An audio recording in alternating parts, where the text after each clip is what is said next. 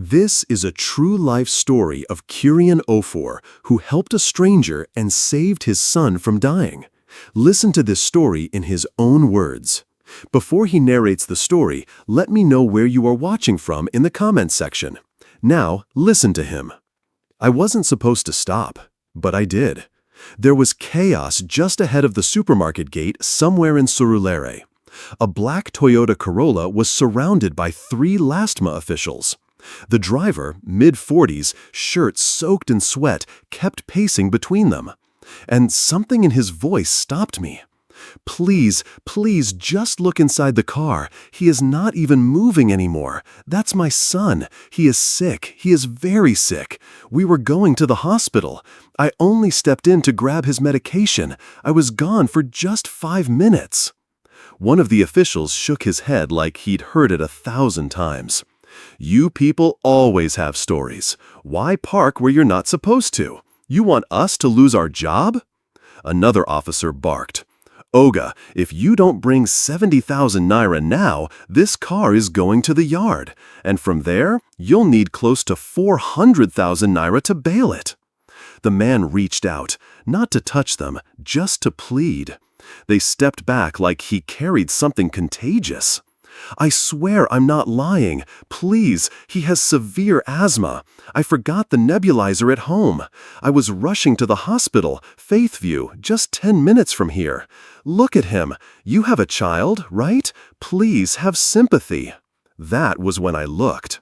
The boy, maybe 10, was in the back seat, his small frame slumped against the door, eyes half closed. His chest heaved in rapid spasms, every breath sounding like gravel grinding in a pipe. His fingers trembled, his lips were turning dark. So I stepped forward. "What's wrong with him?" The father looked at me, disoriented. "Asthma. It started an hour ago. He had a mild attack in the morning, but it's worsening fast. I was going to get him treated and just stopped for a refill. Please, sir, help me talk to them." I tried to talk to the LASTMA officers, but they ignored me, so I turned back to the man. "Try and sort this with them. Let me take him to the hospital." His eyes widened. "You?" "We don't have another option, and there is no time. He needs oxygen, now." He hesitated. "You're a stranger." "I am, but your son is dying." He looked back at the boy, then at me. He obviously saw that there was no other option left. His lips trembled. "Give me your number, please." I gave him mine, and he gave me his. I opened the door and gently lifted the boy from the back seat. He was warm, burning, his eyes barely focused on mine. As I placed him in my car, the father shouted behind me, "Please, call me the moment you get there. Please don't let anything happen to him."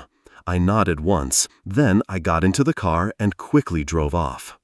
The hospital wasn't crowded, I guess because it was a private one. I rushed in carrying the boy in both arms. "Emergency! Severe asthma attack! 10-year-old boy!" The receptionist stood up so fast her chair hit the wall. She shouted, "Treatment room 2! Get Dr. Okafor!" While I tried to fill the form I was given, 2 nurses rushed and took the boy, placed him on the oxygen tank, connected a nebulizer, and began checking vitals. One of the nurses murmured, "He's tachypneic, respiration over 40, oxygen saturation 82%. The doctor said as he rushed in, still zipping his scrubs, "Get the hydrocortisone ready, nebulize him every 20 minutes, keep him on oxygen. If he doesn't stabilize, we're moving to adrenaline injection." I stood there, my heart pounding. This wasn't my child, but it felt like my fight. Minutes passed. Then the doctor came out.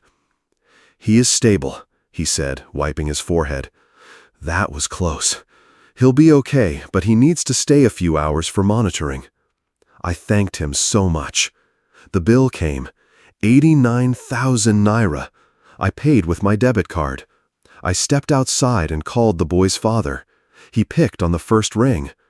"Hello? Sir, please, is he?" "He is stable. He is getting oxygen and treatment." A pause. Then I heard the man begin to cry, softly. I didn't speak. I let him. But he wasn't done. "They've taken the car. They refused to wait. I was still begging when the towing truck came. They said the 70,000 naira grace was over. I'm at their yard in Ipanri now. Sir, they're asking for 385,000 naira to release my car." I looked at the hospital door behind me, then at the sky, then back to my car. I didn't know what to say to him, but all I found myself saying was, "I'm coming," and I meant it. He couldn't believe his ears. I arrived at the LASTMA office just before 3 p.m. The weather was warm, no sun, but the heat stuck to my skin like wet cloth. I found him standing by a corner fence, head down, fingers digging into his scalp.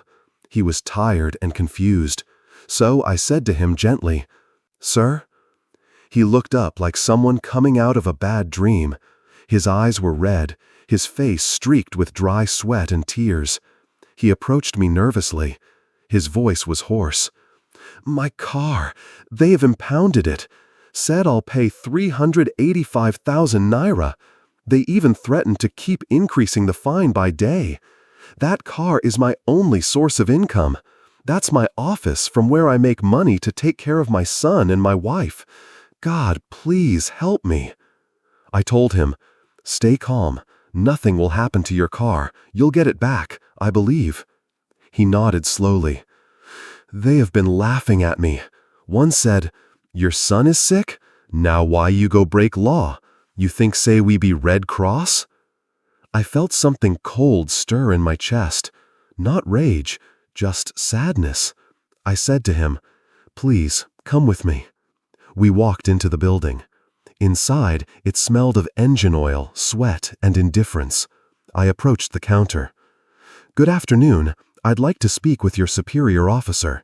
It's regarding a car that was impounded a few hours ago, black Toyota Corolla." A thick-set officer with bloodshot eyes looked up at me. "Hey, who you be? Police or army? I beg, everything you want to say it here. We don't have time." I responded calmly but firm. "I was the one who rushed the sick boy to the hospital. I have the hospital card and bill here.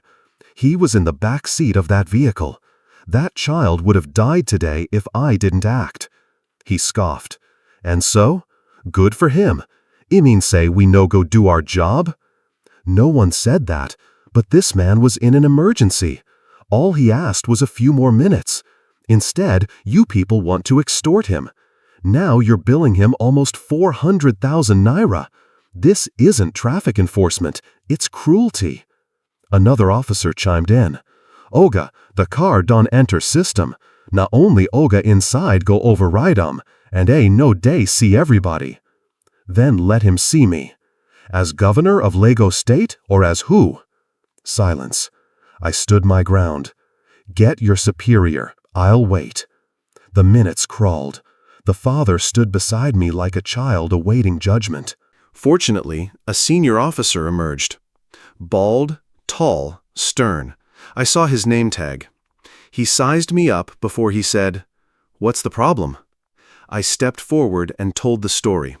From the moment I saw the boy wheezing in the back seat, to carrying him into the hospital, to paying the 89,000 naira hospital bill, to returning only to find the car had been towed. The commander listened without interruption. Then he asked a single question. "Do you have proof the boy was sick?" I handed him the hospital bill and the case card. He studied them for a long moment. Then something shifted in his eyes. He looked at the officers behind the desk. "You towed the vehicle knowing a child was dying in it?" "Sir, the man parked in a no parking." "I didn't ask that. I asked if you knew a child was in distress in the car." No one answered. He sighed. "Release the car. Immediately. Remove the fine. No man should suffer for saving his own son's life. And you." He turned to the father. "You're lucky someone still has a conscience in this country. Thank this guy for stepping in." The man fell to his knees. Thank you, sir. I swear, thank you." When the superior left, he turned to me, and his voice broke. You didn't know me, yet you rushed my son to the hospital. You paid for his treatment, and now you're standing here fighting for me when I couldn't even fight for myself. I helped him to his feet. He opened his wallet and tried to hand me some money. I don't have much. Please, even if it's part of what you spent. I shook my head. Your son is breathing. That's enough. Please, pick your car and go and see him. God bless you. He looked at me, eyes trembling. Why would you do this for me? I didn't know how to answer that, so I said the only thing I truly believed. Because someone should. As we walked out into the fading light, I handed him a folded note. It was the hospital's follow-up card. His son had to return in 2 days for further tests. I already booked the appointment. He'll need more care. Don't miss it. He opened it slowly, then looked back at me. His lips parted, but no words came. Only tears. Only silence. And behind us, the LASTMA officers watched. They were quiet now, maybe even ashamed. But I left there happy and fulfilled. You could do the same, and the world will be a better place. What do you think about the stranger? Make sure to subscribe for more stories like this.